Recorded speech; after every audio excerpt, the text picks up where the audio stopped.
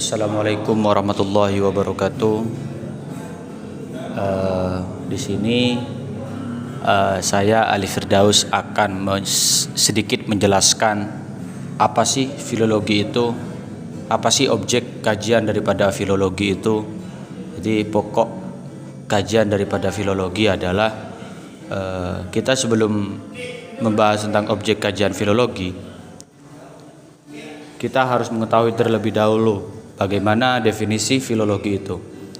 Jadi filologi adalah sebuah ilmu pengetahuan yang mengkaji tentang sejarah, peranata dan kehidupan suatu bangsa yang terdapat dalam naskah-naskah lama.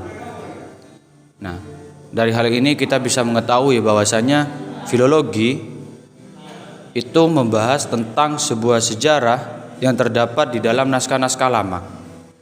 Sedangkan tujuan daripada mempelajari filologi yaitu yang pertama, mengetahui isi teks dari pengarang dan mengetahui bentuk teks yang disajikan. Selain itu, filologi adalah sebuah ilmu yang mempelajari kebudayaan, ilmu sosial hingga sejarah.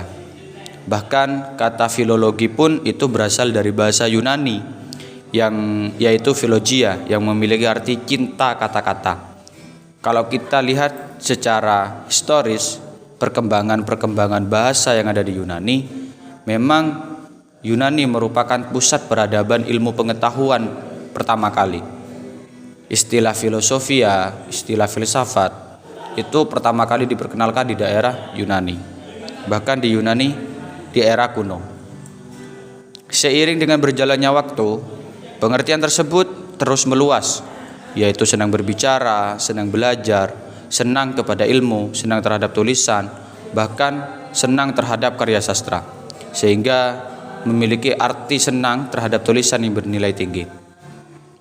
Filologi juga sering disebut sebagai ilmu pengkajian sastra karena mampu mengkaji karya-karya Homerus, Plato, Herodotus, Hippocrates, Socrates, Aristo, bahkan yang dianggap sebagai karya sastra dengan genre yang tinggi.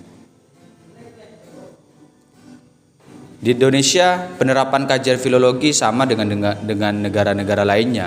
Bahkan negara Belanda, yaitu untuk mengkaji asal-usul teks, makna hingga latar belakang budayanya. Orang yang ahli dalam bidang filologi itu disebut filolog. Seorang filolog memiliki tugas untuk mengungkapkan kebenaran dalam teks sejarah, juga membuka fakta dari ilmu-ilmu di masa lalu yang dapat dimanfaatkan ilmunya di masa kini. Objek kajian daripada filologi yang pertama yaitu ada naskah dan teks. Naskah merupakan seluruh tulisan yang dituangkan dalam kertas, lontar, kulit kayu, dan rotan-rotan lain sebagainya. Naskah yang dihasilkan oleh tulisan dengan dinamakan handscript atau manuskrip. Naskah kuno yang ada di Indonesia banyak tersimpan di negara Belanda. Tujuannya ketika masih dijajah negara Belanda, banyak mempelajari adat istiadat dan bahasa dari naskah-naskah tersebut. Yang kedua adalah teks. Objek kedua dari penelitian ini merupakan bagian abstrak dari suatu naskah. Sifat abstrak mengakibatkan suatu teks hanya dibayangkan saja, namun apabila sudah dibaca baru bisa diketahui isi dari teks yang berupa ide, informasi hingga amanat dari penulisnya. Manfaat daripada mempelajari filologi yang pertama, bisa memahami ide, kebudayaan, serta pemikiran-pemikiran orang terdahulu, mampu mengetahui adat istiadat orang-orang terdahulu, bisa melestarikan budaya lama, melakukan pengembangan masyarakat pada zamannya, bahkan mampu mengetahui proses penulisan dan penyalinan naskah. Mungkin itu saja yang bisa saya sampaikan terkait pengertian daripada naskah filologi dan juga objek daripada filologi. Kita selanjutnya masuk kepada perkembangan filologi. Jadi perkembangan filologi di Eropa tepatnya di Eropa daratan. Kegiatan filologi itu mulai dilakukan oleh bangsa Yunani pada abad ketiga sebelum Masehi, yaitu di negara Iskandaria. Bahkan orang-orang Yunani berhasil membaca naskah kuno di abad ke-8 sebelum Masehi. Teks tersebut ditulis dengan huruf Funusia yang diikini dengan huruf Yunani. Teks tersebut ditulis dalam bendia daun papirus yang digunakan untuk kegiatan transliterasi tradisi lisan. Kegiatan penyalinan naskah ini dilaksanakan dari abad ke-8 sebelum Masehi hingga abad ke-3 sebelum Masehi. Bahkan penyebaran ilmu di abad 3 Masehi sebelum Masehi berpusat di kota Iskandaria. Karenanya adanya pusat ilmu pengetahuan di sana, pusat studi itu berupa perpustakaan yang banyak menyimpan naskah-naskah kuno dalam lembaran papirus. Naskah-naskah kuno tersebut berisi ilmu pengetahuan secara sastra, filsafat, kedokteran, ilmu bintang, ilmu hukum, dan lain sebagainya. Oleh karena itu, kajian filologi sangat berkembang di Yunani. Bahkan para filolog waktu itu dituntut untuk memahami makna dan mengenal huruf hingga bahasa yang ada dalam naskah tersebut. Setelah itu, filolog harus menyalin kembali isi naskah tersebut dengan menggunakan huruf dan bahasa yang sama dengan teks aslinya. Dan setelah itu, perkembangan kajian filologi berpindah ke daerah Romawi Barat yang dipengaruhi oleh kegiatan penggarapan naskah yang menggunakan bahasa Latin. Kegiatan ini berlangsung sejak abad ke-3 sebelum Masehi. Naskah tersebut berbentuk puisi dan prosa yang bermanfaat untuk perkembangan dunia pendidikan di Eropa.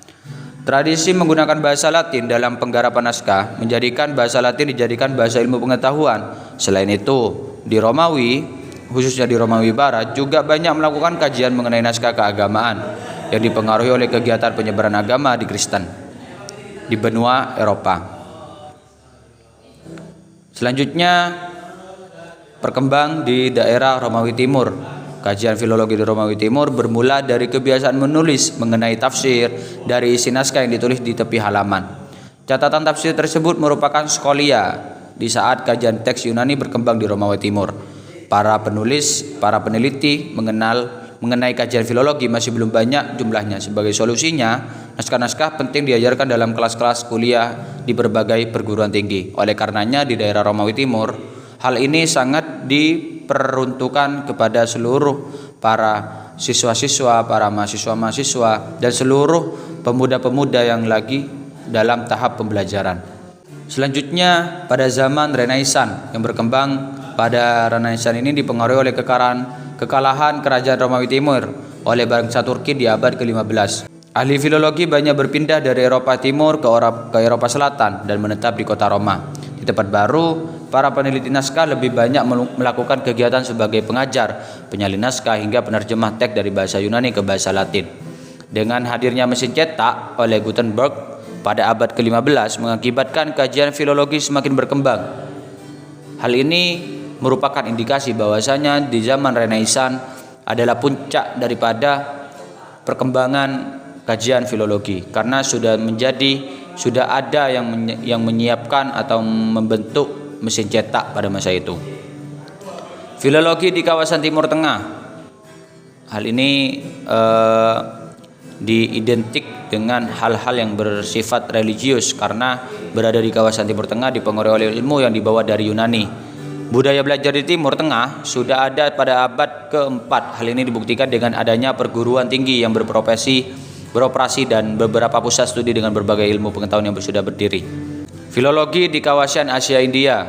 India adalah salah satu negara di Asia yang banyak memiliki peninggalan naskah kuno. Hal ini terbukti dengan adanya peninggalan mengenai naskah-naskah prasasti yang sudah diteliti. Naskah yang terkenal dari negara India yaitu Kasweda yang disusun pada abad ke-6 sebelum Masehi.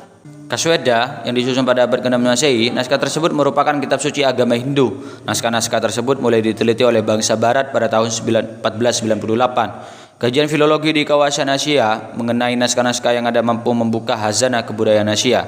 Naskah-naskah tersebut digunakan untuk penelitian studi humaniora.